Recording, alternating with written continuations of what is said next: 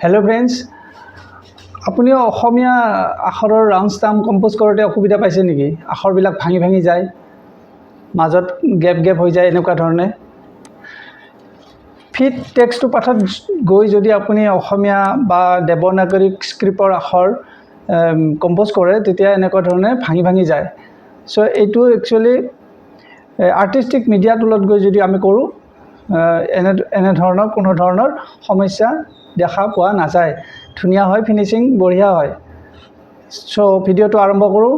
Artistic media টুলত গৈনো কেনেকৈ কৰিব পাৰি আহক কম্পিউটাৰ স্ক্ৰিনত এয়া মই কৰেল ড্ৰ ওপেন কৰিলো কৰেল ড্ৰ ওপেন কৰি মই এতিয়া ফাৰ্স্ট মই কম্পোজ কৰি লওঁ অসমীয়া টাইপ কৰি লওঁ গীতাঞ্জলি ফন্ট যিকোনো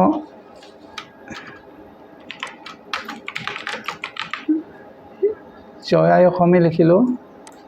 নেক্সট আৰু এটা কপি কৰিলো এটো কম্পোজ কৰি কন্ট্ৰোল কিউ প্ৰেছ কৰি দিয়ক কাৰ্ভলৈ কনভাৰ্ট হৈ গল কন্ট্ৰোল কিউ আৰু এইটো কন্ট্ৰোল কিউ প্ৰেছ কৰি দিলো কিবোৰ্ডত গৈ কন্ট্ৰোল কিউ এতিয়া এইটো যেহেতু তলৰ ফালে লিখা যাব এনেকৈ সো এইটো এই কাৰণে মিৰৰ ভাৰ্টিক্যালি ইয়াত গৈ মিৰৰ ভাৰ্টিক্যালি এন্ড হৰাইজন্টালি দুটাতে এবাৰ ক্লিক কৰি দিলো এইখিনি কাম হল এইটো এতিয়া আমি সেভ কৰিম এইটো প্ৰথম লাইন এইটো দ্বিতীয় লাইন প্ৰথম লাইনটো আমি সেভ কৰিবলৈ আমি আৰ্টিস্টিক মিডিয়া টুল এই সাইডত আছে 5 নম্বৰত ওপৰৰ পৰা আৰ্টিস্টিক মিডিয়া টুলত গৈ আমি ইয়াত সেভ কৰিলো সেভ মাৰি দিলো মাজৰেটো সেভ এক নম্বৰ যিকোনো এটা ফাইল নাম দিলো সেভ হল আৰু দ্বিতীয়টো ঠিক তেনেকৈ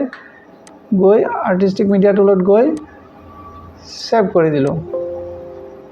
ফাইল নামটো মই দিলো 02 ওকে সেভ হল এতিয়া আমি ইলিপস টুলত গৈ দুটা আমি ৰাউন্ড শেপ লৈ লওঁ শিফট কিবোৰ্ডত শিফট প্ৰেছ কৰি ৰাউন্ডটো ড্ৰ কৰিলো শিফট প্ৰেছ কৰি থাকিলে কমপ্লিট একদম সম্পূৰ্ণকৈ ৰাউন্ড হ'ব আৰু যদি শিফটটো নধৰ তেনেহলে এই সম্পূৰ্ণ ৰাউন্ড নহয় সো এইটো ৰাউন্ড হল এতিয়া ইয়াক আমি কিবোৰ্ডৰ নিউমেৰিক পেডত প্লাস চিনটো প্ৰেছ কৰি দিলো দিলে এটা কপি হ'ব ইয়াক আমি সৰু কৰি দিলো অলপ ধুনিয়াকৈ সৰু কৰি দিলো ওপৰটোত গৈ আৰু এটা আমি নিউমেৰিক পেডত গৈ প্লাস চিনটো প্ৰেছ কৰি দিলো কপি হল ইয়াক অকমান সৰু কৰি মাজত ৰাখি দিলো ইয়াত আমি লিখিম এই দুটা লাইনত আমি নিলিখো এই দুটা লাইনৰ ভিতৰত আমি আখৰখিনি কম্পোজ কৰিম ইয়াৰ থিকনেসটো অকমান বঢ়াই দিলো বেছি হল থিকনেসটো বঢ়াই দিলো কালাৰটো অলপমান চেঞ্জ কৰি দিলো ঠিক তেনেকৈ এইটোৰ অলপমান কালাৰটো চেঞ্জ কৰি দিলো বুজাত সুবিধা হ'ব এতিয়া এইটো গৈ আৰ্ক শেপত আনিম আমি এতিয়া ইয়াত প্ৰেছ কৰি দিলো ওপৰত আৰ্ক ARC ড্ৰ এন আৰ্কত ক্লিক কৰি দিলো মেনুৱেলি ইয়াত গৈ শেপ টুলত গৈ ইয়াক এনেকৈ সৰু কৰিব পৰা যায় আৰু ইয়াত গৈ যদি আমি 180 মাৰি দিওঁ ই আধা হৈ যাব আধা হৈ গল এতিয়া আধা হৈ যোৱাৰ পিছত ইয়াৰ আৰু এটা কপি আমি কপি কৰি লম কিবোৰ্ডত আমি প্লাস চিনটো প্ৰেছ কৰি দিলো কৰি এতিয়া আমি ইয়াক এনেকৈ আৰু ইয়াক এনেকৈ ইয়াৰ এইটো তলৰ লাইন আৰু এইটো ওপৰৰ লাইন এইটো ওপৰৰ লাইন আৰু এইটো তলৰ লাইনত আমি তলৰখিনি লিখিম এইখিনি ওপৰখিনি ইয়াৰ ৰুলাৰো আনিব পাৰে সমানৰ কাৰণে সমান কৰি ল'বৰ কাৰণে ৰুলাৰ আনিলো মই ইয়াত আৰু এইডালৰ সমান কৰি ললো আমি ধুনিয়াকৈ লৈ ল'লোঁ। এতিয়া আমি ওপৰৰ এইখিনিত আমি ওপৰৰ লাইনটো লিখিম 1 নম্বৰটো।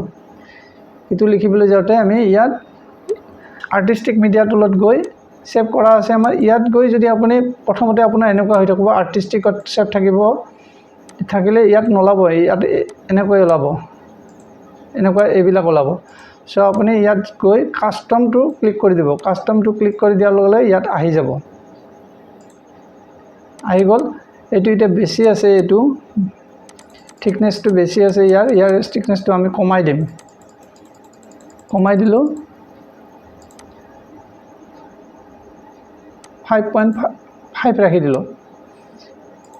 আৰু ঠিক তেনেকৈ তলৰ আৰ্কটোত আমি তলৰ লাইনটো লিখিম। ইয়াত গৈ দ্বিতীয়টো আমি ক্লিক কৰি দিলোঁ, ধুনীয়াকৈ হৈ গ'ল। ইয়াত গৈ মাজৰ এইটো দিব পাৰে, ফিল কৰি দিলোঁ ধুনীয়াকৈ।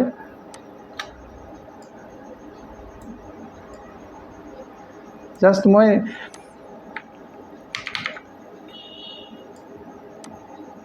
দেখুৱাইহে দিছোঁ। এনেকৈ কোনো ধৰণৰ আখৰৰ কি ধুনীয়া একেবাৰে ফিনিচিং, ক'তো একো ফাঁক নাই, ভাঙিও যোৱা নাই, একদম ফিনিচিঙত ৰাউণ্ড ষ্টাম্প কৰিব পৰা যায় আৰ্টিষ্টিক মিডিয়া টুলত গৈ। ভিডিঅ'টো আজিলৈ ইমানেই।